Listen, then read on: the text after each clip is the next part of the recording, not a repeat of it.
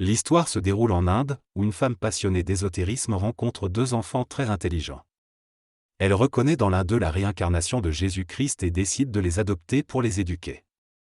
Elle commence à instruire l'enfant, lui imposant des comportements spécifiques et écrivant sur lui pour préparer les fidèles à le recevoir. Cependant, elle ne réalise pas qu'elle se prend inconsciemment pour Dieu en voulant programmer le Fils de Dieu et les fidèles. À l'âge de 30 ans, le Christ Jésus, devenu adulte, se retrouve face à une foule qui l'attend. Il déçoit tous ceux qui l'ont éduqué en envoyant balader tout le monde. Il démontre ainsi qu'un vrai Christ ne peut pas être programmé. L'auteur souligne que reconnaître le Christ nécessite d'être capable de voir au-delà des archétypes et d'ouvrir son cœur pour percevoir la véritable essence de la vie. Ce texte aborde l'évolution de la conscience humaine et les conséquences de l'attachement exclusif à l'intellect. R souligne qu'il est préférable de pouvoir observer et aimer une fleur, même si cela engendre de la souffrance lorsqu'elle meurt, plutôt que de perdre la capacité de voir les fleurs. Il décrit comment ce déni de l'émotion et cette focalisation excessive sur l'intellect peuvent conduire à la solitude, la souffrance de l'ego et même au suicide. Certains individus, incapables de désirer ou d'agir, deviennent stagnants et perdent leur lien avec les autres, devenant agressifs et violents. L'auteur souligne également l'importance de l'intelligence supramentale dans l'expression de l'intelligence humaine, en affirmant qu'elle peut s'exprimer de manière douce et pacifique. Il critique également la tendance de l'homme à développer des concepts qui ne servent que son intellect et qui créent des divisions. Il décrit comment l'intelligence s'exprime à différents niveaux, de la matière à l'âme en passant par le mental et l'intelligence supramentale. L'évolution de l'homme est influencée par différentes forces et plans d'énergie, tels que le plan supramental et l'énergie bouddhique. Lorsque l'homme progresse dans son cheminement évolutif, il passe d'une étape à une autre sans qu'il y ait de différence réelle entre les plans astral, mental et supramental. Pour reconnaître qu'il est dans le plan mental, l'homme essaie de se libérer des forces inférieures astrales et vitales, afin de développer un nouveau concept mental dépourvu de toute influence négative. Les plans astral et mental comportent différents niveaux de conscience, allant de l'infernal au divin. L'intelligence émanant des cieux s'exprime également dans le plan astral, se transformant en intelligence colorée et émotive, capable de soutenir le reste de la planète. Cependant, l'homme doit remplir les trous de vérité présents dans les livres sacrés afin de créer une réalité vibratoire. Au lieu de cela, il cherche à découvrir de nouvelles clés tout en rejetant celles qu'il a déjà.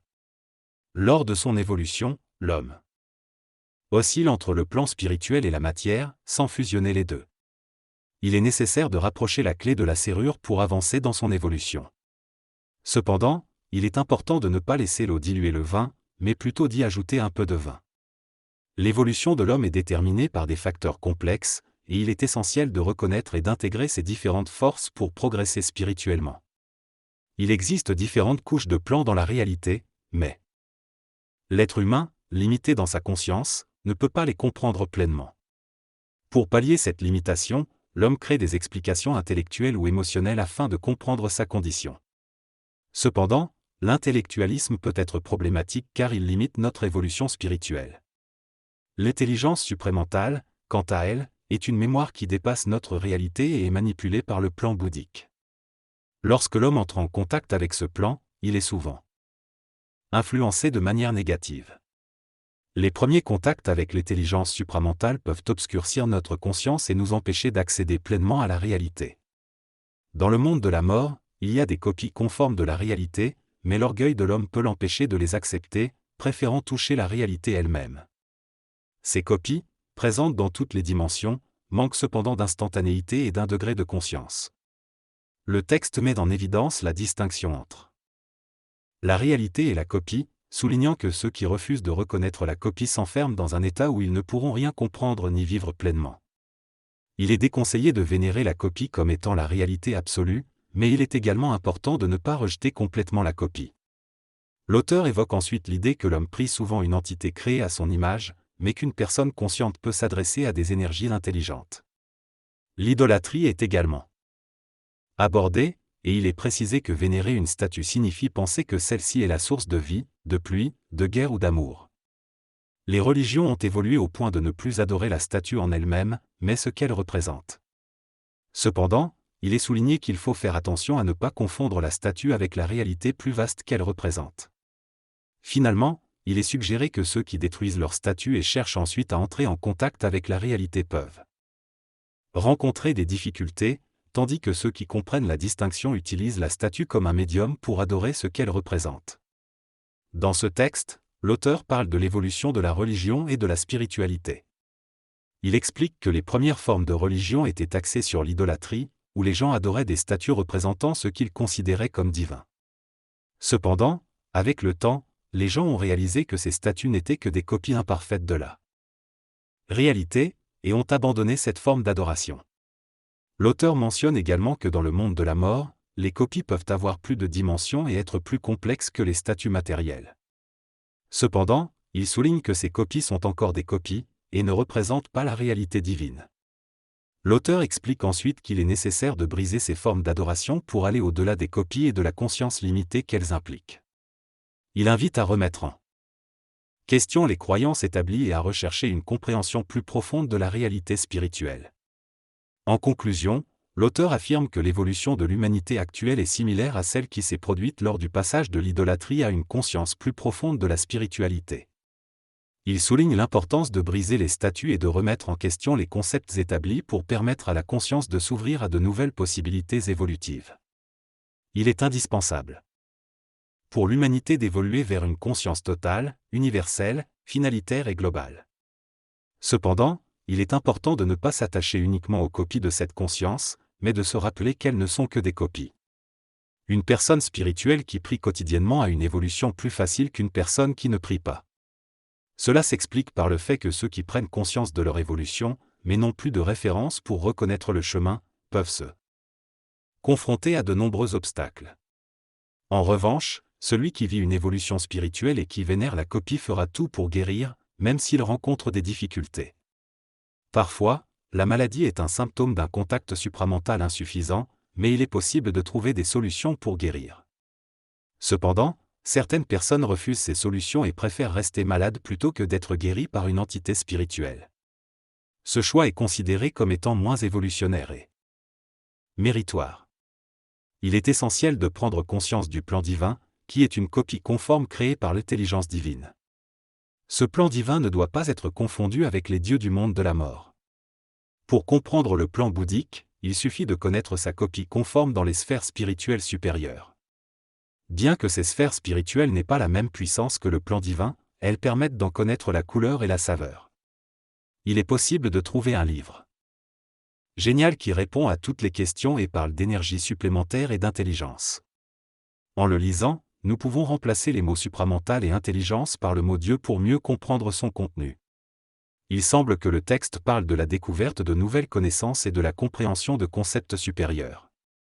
L'auteur mentionne que dans les anciens livres religieux, il est question de Dieu, mais dans les nouveaux livres sur l'intelligence supramentale, il manque encore de l'expérience de l'écriture pour tout expliquer.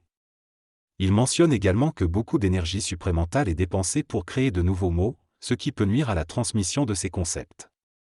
L'auteur fait ensuite une analogie avec la consommation de viande de porc. Il dit que même si on appelle cela porc pour éviter le terme cochon, on ne peut pas empêcher de manger cette viande. Il affirme que ceux qui évitent de manger du cochon finissent quand même par manger du porc. Et ils souffrent de maladies physiques et de malaise dans différents aspects de leur vie. Il évoque ensuite que ceux qui mangent du cochon, en ayant une conscience moins développée, acceptent et suivent les lois qui régissent cette consommation. Ils se mettent à genoux et supplient, signifiant qu'ils s'inclinent devant cette réalité. L'auteur soutient que lorsque l'on réalise que cette réalité est une copie et non la vérité ultime, on a alors la clé pour fonctionner.